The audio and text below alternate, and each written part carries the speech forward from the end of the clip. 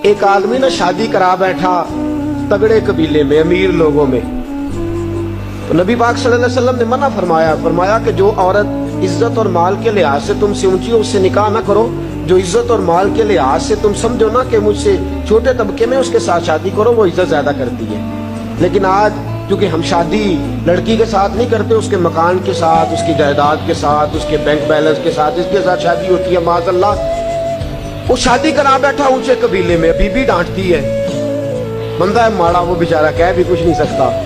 एक दिन परेशान होकर कहने लगा, अमीरुल मोमिनीन हजरत उमर के पास जाता हूँ, हजरत फारूक आजम के पास जाता हूँ, जाके शिकायत करता हूँ। आया, खिदमत में हाजिर हुआ, दरवाजे पे दस्तक दी, हजरत उमर घर में थे, दरवाजे पे दस्तक दी। हजरत उमर अंदर से उठे, दीवारें थी घर की छोटी छोटी, बाहर सारा कुछ सुन रहा है। अंदर से उठे तो आपकी जोजा कहने लगी, बस ठीक है, आ गया फिर कोई आपको बुलाने।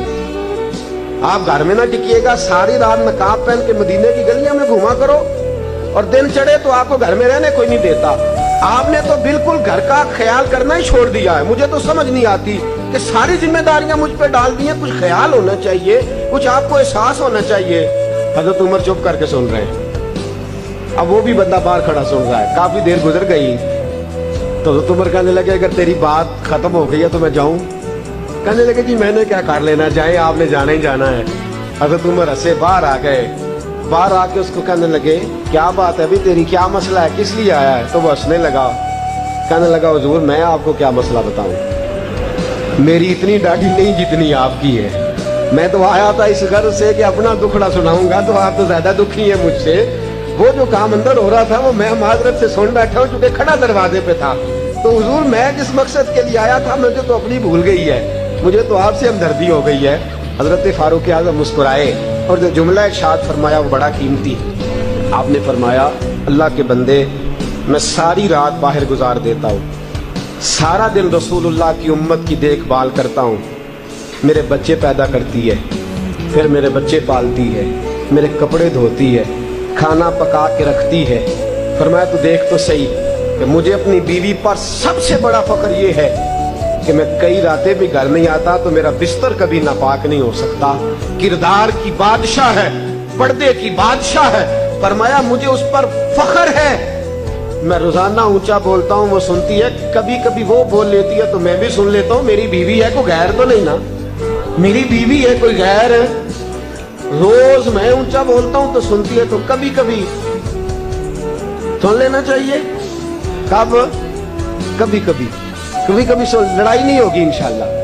अगर आप कभी कभी सुनने का प्रोग्राम बनाएंगे ना तो लड़ाई, मेरा औरतों को मशवरा है कि जब खामद जलाल में हो तो चुप कर जाएं। हमारे उस्ताद गिरामी हमें एक चुटकुला सुनाया करते थे, कहते थे, एक बीबी किसी बुजुर्ग के पास गई, कहने लगी, हजरत जी खामद बड़ी लड़ाई करता है, जब आता है घर में फसाद शुरू हो जाता है, कोई तवीज़ दे दे। तो उन्होंने एक तवीज़ उसको बना के दिया। कहने लगे, जब वो घर आए तो दांतों के नीचे दबा लेना, दांतों के नीचे दबा के रखना, खोलना नहीं। एक महीने के बाद आई, कहने लगी, हुजूर आपके तवीज़ में बड़ा कमाल है, मेरे घर की तो लड़ाई खत्म हो गई।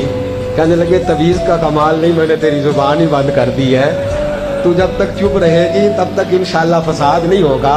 तो यही बात याद रखिएगा दोस्तों कि जब औरत बोल रही हो तो आप भी कभी कभी थोड़ा सा जुबान को, क्योंकि इसलिए कि आप मुकाबला करेंगे तो बात आगे बढ़ेगी ना।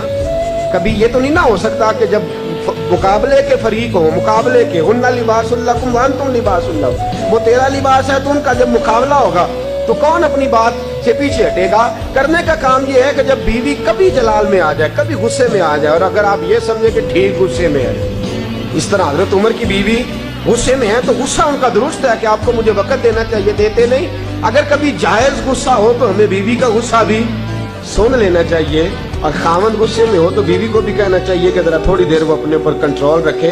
अगर एक फरीक चुप कर जाएगा तो फसाद खत्म हो जाएगा, अगर मुकाबला रहेगा तो फिर मामला ठीक है।